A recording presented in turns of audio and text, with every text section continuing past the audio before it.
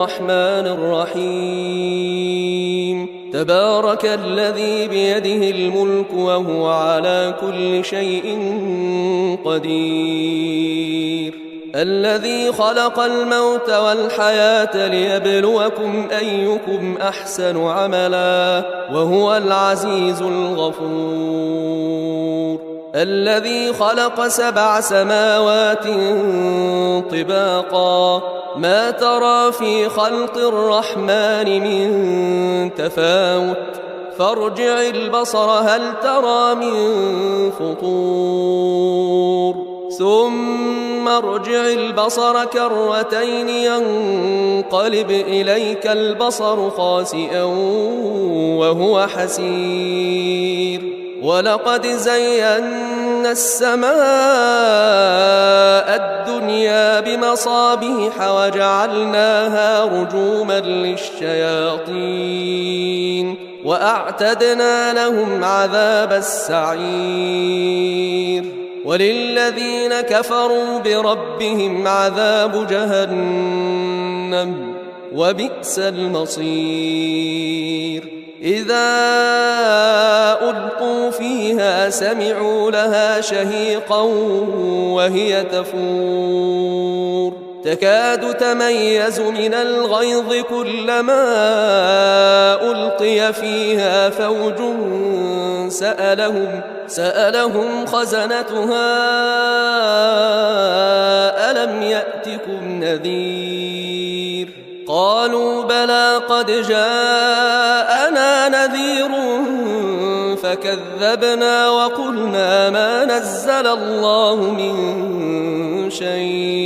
فكذبنا وقلنا ما نزل الله من شيء إن أنتم إلا في ضلال كبير وقالوا لو كنا نسمع أو نعقل ما كنا في أصحاب السعير فاعترفوا بذنبهم فسحقا لأصحاب السعير إن الذين يخشون ربهم بالغيب لهم مغفرة وأجر كبير وأسروا قولكم أو اجهروا به إنه عليم بذات الصدور ألا يعلم من خلق وهو اللطيف الخبير هو الذي جعل لكم الأرض ذلولا فامشوا في مناكبها وكلوا من رزقه وإليه النشور أأمنتم من في السماء أن يخسف بكم الأرض فإذا هي تمور أم أمنتم من في السماء أن يرسل عليكم حاصبا فستعلمون كيف نذير ولقد كذب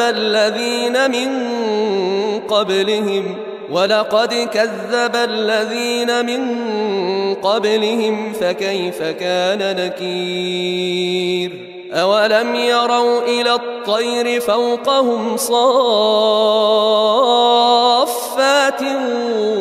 ويقبضن ما يمسكهن إلا الرحمن إنه بكل شيء بصير أمن هذا الذي هو جند لكم ينصركم من دون الرحمن إن الكافرون إلا في غرور أمن هذا الذي يرزقكم إن أمسك رزقه بل لجوا في عتو ونفور أفمن يمشي مكبا على وجهه أهدى أمن يمشي سويا أهدى أمن يمشي سويا على صراط مستقيم قل هو الذي أنشأكم وجعل لكم السمع والأبصار والأفئدة قليلا ما تشكرون قل هو الذي ذرأكم في الأرض وإليه تحشرون ويقولون متى هذا الوعد إن كنتم صادقين قل إنما العلم عند الله وإنما أنا نذير مبين فلما رأوه زلفة سيئت وجوه الذين كفروا وقيل هذا الذي كنتم به تدعون قل أرأيتم إن أهلكني الله ومن معي أو رحمنا فمن يجير الكافرين من عذاب أليم قل هو الرحمن آمنا به وعليه توكلنا فستعلمون من هو في ضلال مبين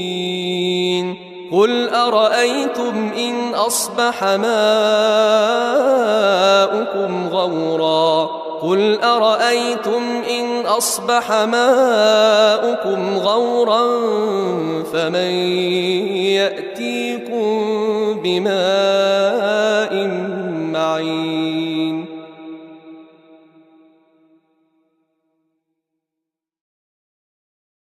بسم الله الرحمن الرحيم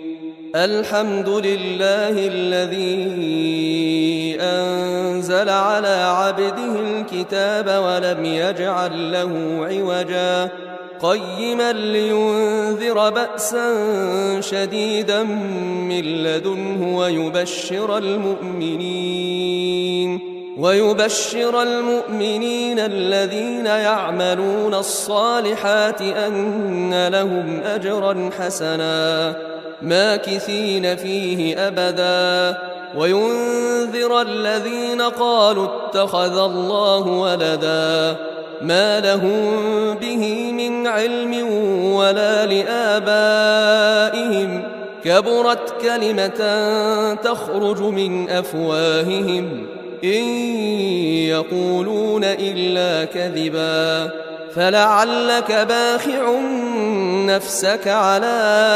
آثارهم إن لم يؤمنوا بهذا الحديث أسفا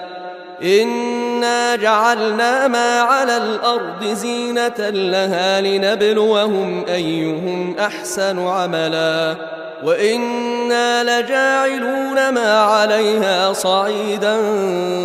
جرزا أم حسبت أن أصحاب الكهف والرقيم كانوا من آياتنا عجبا إذ أوى الفتية إلى الكهف فقالوا ربنا آتنا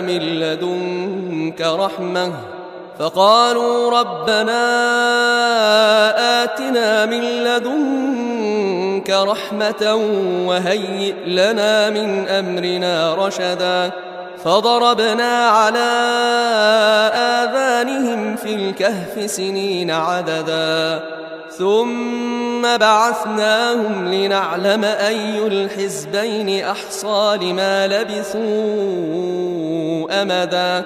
نحن نقص عليك نبأهم بالحق إنهم فتية آمنوا بربهم وزدناهم هدى وربطنا على قلوبهم إذ قاموا فقالوا ربنا رب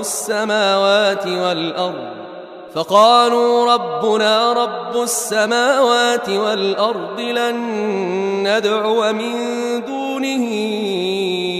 إلها لقد قلنا إذا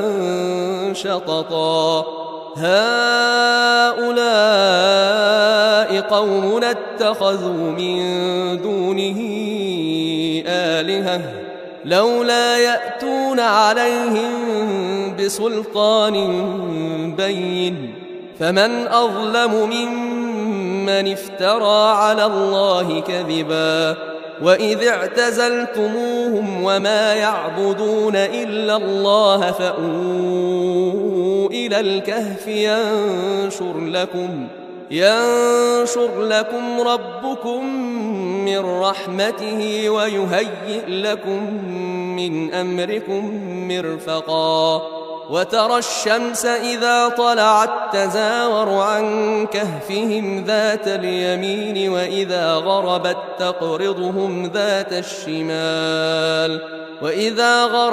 تقرضهم ذات الشمال وهم في فجوة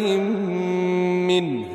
ذلك من آيات الله من يهد الله فهو المهتد ومن يضلل فلن تجد له وليا مرشدا وتحسبهم أيقاظا وهم رقود ونقلبهم ذات اليمين وذات الشمال وكلبهم باسط ذراعيه بالوصيد لو اطلعت عليهم لوليت منهم فرارا ولملئت منهم رعبا وكذلك بعثناهم ليتساءلوا بينهم قال قائل منهم كم لبثتم قالوا لبثنا يوما أو بعض يوم قالوا ربكم أعلم بما لبثتم فابعثوا أحدكم بورقكم هذه إلى المدينة فلينظر أيها أزكى طعاما فليأتكم برزق منه وليتلطف ولا يشعرن بكم أحدا إنهم إن يظهروا عليكم يرجموكم أو يعيدوكم في ملتهم ولن تفلحوا إذا أبدا وكذلك أعثرنا عليهم ليعلموا أن وعد الله حق وأن الساعة لا ريب فيها إذ يتنازعون بينهم أمرهم فقالوا ابنوا عليهم بنيانا ربهم أعلم بهم قال الذين غلبوا على أمرهم لنتخذن عليهم مسجدا سيقولون 3 رابعهم كلبهم ويقولون 5 سادسهم كلبهم رجما بالغيب ويقولون 7 وثامنهم كلبهم قل ربي أعلم بعدتهم ما يعلمهم إلا قليل فلا تمار فيهم إلا مراء ظاهرا ولا تستفت فيهم منهم أحدا ولا تقولن لشيء إني فاعل ذلك غدا إلا أن يشاء الله واذكر ربك إذا نسيت وقل عسى أن يهديني ربي لأقرب من هذا رشدا ولبثوا في كهفهم 300 سنين وازدادوا 9 قل الله أعلم بما لبثوا له غيب السماوات والأرض أبصر به وأسمع ما لهم من دونه من ولي ولا يشرك في حكمه أحدا واتل ما أوحي إليك من كتاب ربك لا مبدل لكلماته ولن تجد من دونه ملتحدا واصبر نفسك مع الذين يدعون ربهم بالغداة والعشي يريدون وجهه ولا تعد عيناك عنهم تريد زينة الحياة الدنيا ولا تطع من أغفلنا قلبه عن ذكرنا واتبع هواه وكان أمره فرطا وقل الحق من ربكم فمن شاء فليؤمن ومن شاء فليكفر إنا أعتدنا للظالمين نارا أحاط بهم سرادقها وإن يستغيثوا يغاثوا بماء كالمهل يشوي الوجوه بئس الشراب وساءت مرتفقا إن الذين آمنوا وعملوا الصالحات إنا لا نضيع أجر من أحسن عملا أولئك لهم جنات عدن تجري من تحتهم الأنهار يحلون فيها من أساور من ذهب ويلبسون ثيابا خضرا من سندس واستبرق متكئين فيها على الأرائك نعم الثواب وحسنت مرتفقا واضرب لهم مثلا الرجلين جعلنا لأحدهما جنتين من أعناب وحففناهما بنخل وجعلنا بينهما زرعا كلتا الجنتين آتت أكلها ولم تظلم منه شيئا وفجرنا خلالهما نهرا وكان له ثمر فقال لصاحبه وهو يحاوره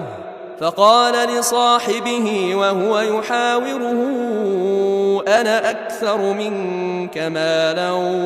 وأعز نفرا ودخل جنته وهو ظالم لنفسه قال ما أظن أن تبيد هذه أبدا وما أظن الساعة قائمة ولئن رددت إلى ربي لأجدن خيرا منها منقلبا قال له صاحبه وهو يحاوره أكفرت بالذي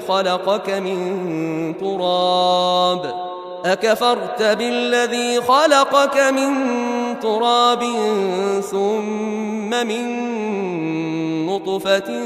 ثم سواك رجلا لكن هو الله ربي ولا أشرك بربي أحدا ولولا إذ دخلت جنتك قلت ما شاء الله لا قوة إلا بالله إن ترني أنا أقل منك مالا وولدا فعسى ربي أن يؤتيني خيرا من جنتك ويرسل عليها حسبانا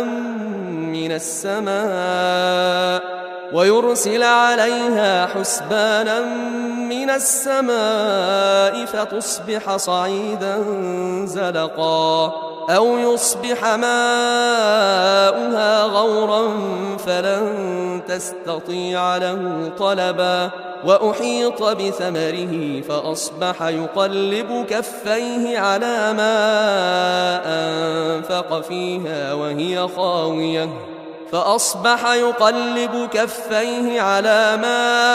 أنفق فيها وهي خاوية على عروشها وهي خاوية على عروشها ويقول يا ليتني لم أشرك بربي أحدا ولم تكن له فئة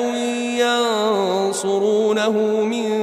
دون الله وما كان منتصرا هنالك الولاية لله الحق هو خير ثوابا وخير عقبا واضرب لهم مثل الحياة الدنيا كماء أنزلناه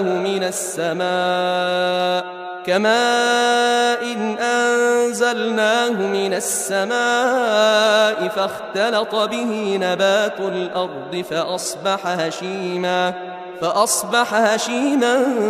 تذروه الرياح وكان الله على كل شيء مقتدرا المال والبنون زينة الحياة الدنيا والباقيات الصالحات خير عند ربك ثوابا وخير أملا ويوم نسير الجبال وترى الأرض بارزة وحشرناهم فلم نغادر منهم أحدا وعرضوا على ربك صفا لقد جئتمونا كما خلقناكم أول مرة بل زعمتم أن لن نجعل لكم موعدا ووضع الكتاب فترى المجرمين مشفقين مما فيه ويقولون يا ويلتنا ما لهذا الكتاب لا يغادر صغيرة ولا كبيرة إلا أحصاها ووجدوا ما عملوا حاضرا ولا يظلم ربك أحدا وإذ قلنا للملائكة اسجدوا لآدم فسجدوا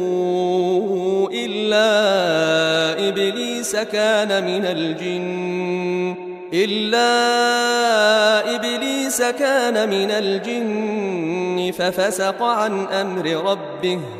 أفتتخذونه وذريته أولياء من دوني وهم لكم عدو بئس للظالمين بدلا ما أشهدتهم خلق السماوات والأرض ولا خلق أنفسهم وما كنت متخذ المضلين عضدا ويوم يقول نادوا شركائي الذين زعمتم فدعوهم فلم يستجيبوا لهم وجعلنا بينهم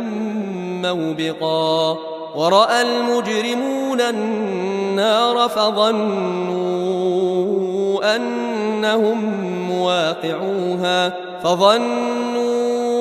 أنهم مواقعوها ولم يجدوا عنها مصرفا ولقد صرفنا في هذا القرآن للناس من كل مثل وكان الإنسان أكثر شيء جدلا وما منع الناس أن يؤمنوا إذ جاءهم الهدى ويستغفروا ربهم إلا أن تأتيهم سنة الأولين أو يأتيهم العذاب قبلا وما نرسل المرسلين إلا مبشرين ومنذرين ويجادل الذين كفروا بالباطل ليدحضوا به الحق واتخذوا آياتي وما أنذروا هزوا ومن أظلم ممن ذكر بآيات ربه فأعرض عنها ونسي ما قدمت يداه إنا جعلنا على قلوبهم أكنة أن يفقهوه وفي آذانهم وقرا وإن تدعهم إلى الهدى فلن يهتدوا إذن أبدا وربك الغفور ذو الرحمة لو يؤاخذهم بما كسبوا لعجل لهم العذاب بل لهم موعد لن يجدوا من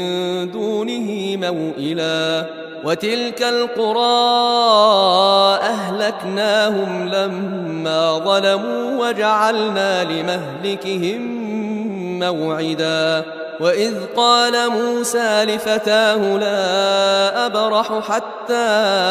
أبلغ مجمع البحرين أو أمضي حقبا فلما بلغا مجمع بينهما نسيا حوتهما فاتخذ سبيله في البحر سربا فلما جاوزا قال لفتاه آتنا غداءنا لقد لقينا من سفرنا هذا نصبا قال أرأيت إذ أوينا إلى الصخرة فإني نسيت الحوت وما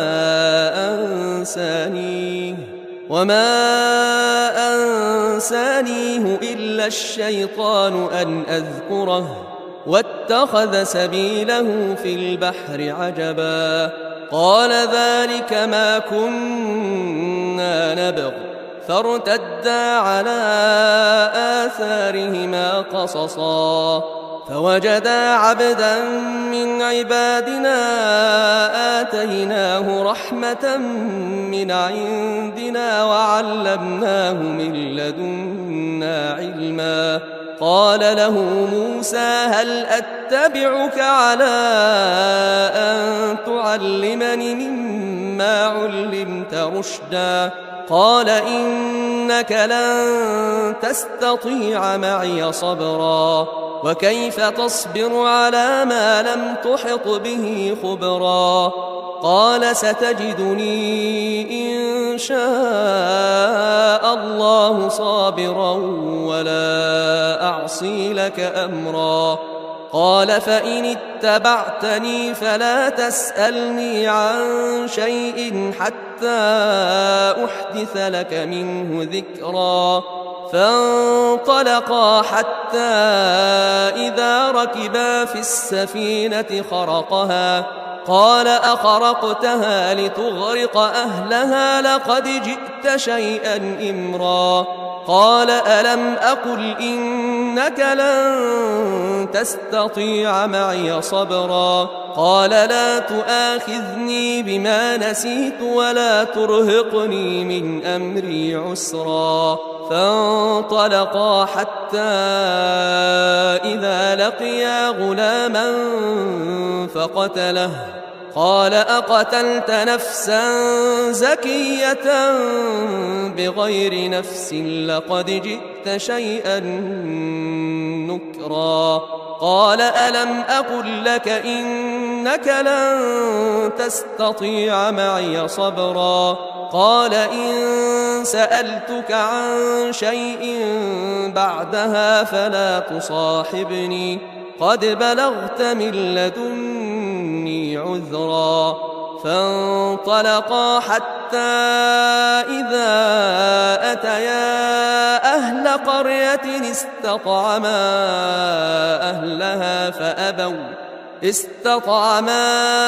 أهلها فأبوا أن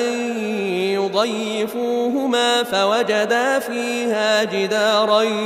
يريد أن ينقض فأقامه قال لو شئت لاتخذت عليه أجرا قال هذا فراق بيني وبينك سأنبئك بتأويل ما لم تستطع عليه صبرا أما السفينة فكانت لمساكين يعملون في البحر فأردت أن أعيبها وكان وراءهم ملك يأخذ كل سفينة غصبا. وأما الغلام فكان أبواه مؤمنين فخشينا أن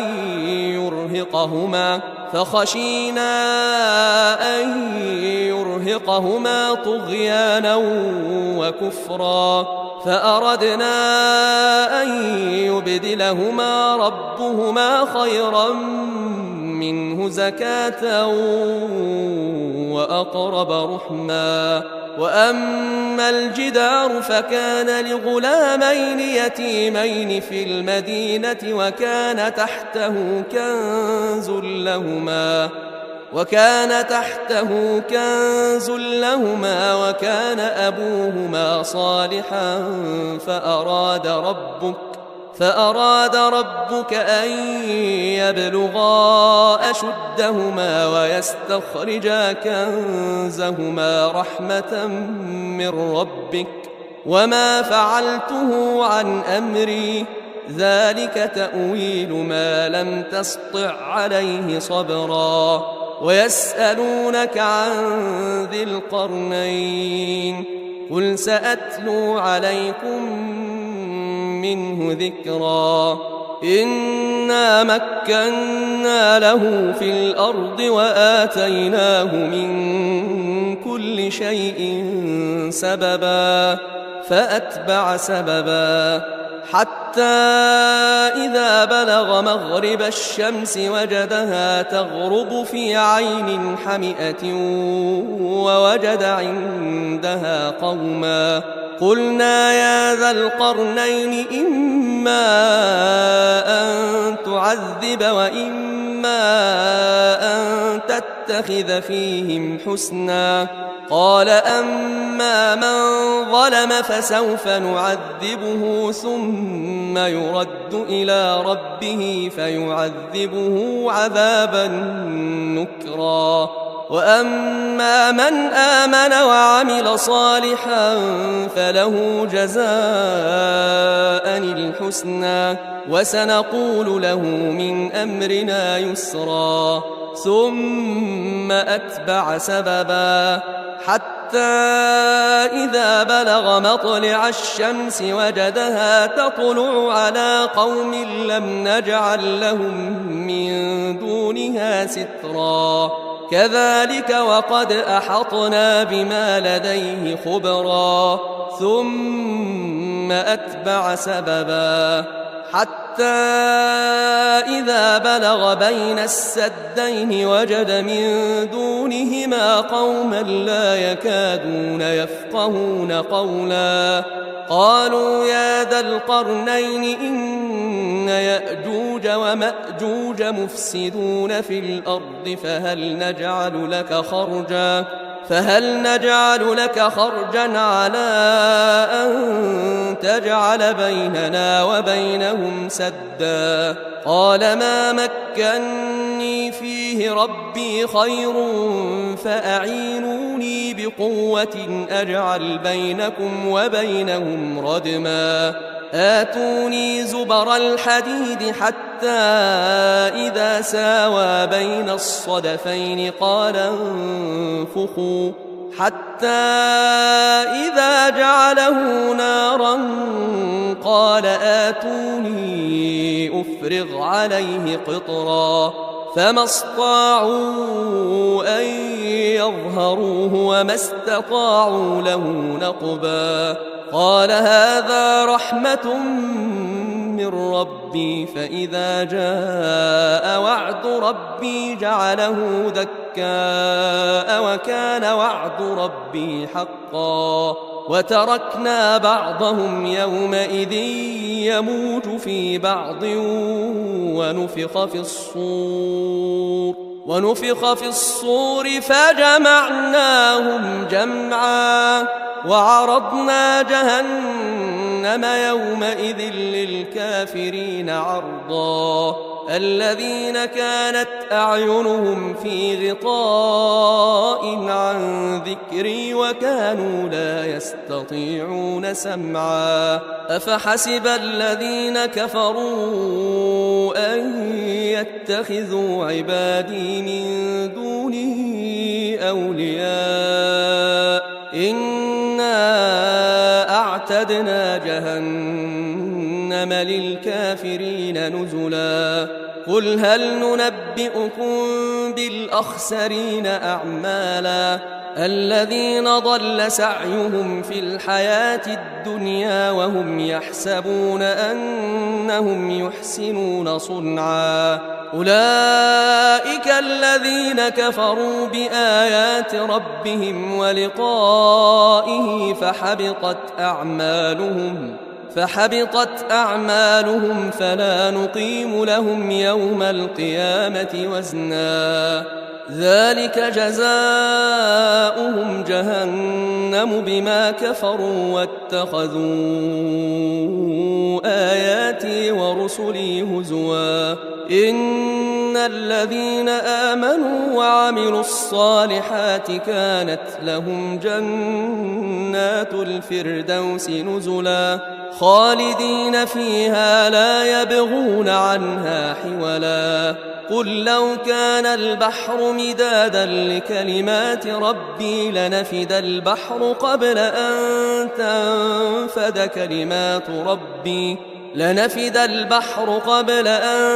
تنفد كلمات ربي ولو جئنا بمثله مددا قل إنما أنا بشر مثلكم يوحى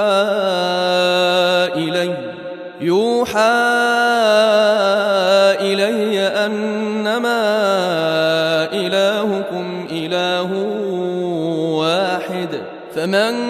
كان يرجو لقاء ربه فليعمل عملا صالحا ولا يشرك بعبادة ربه أحدا.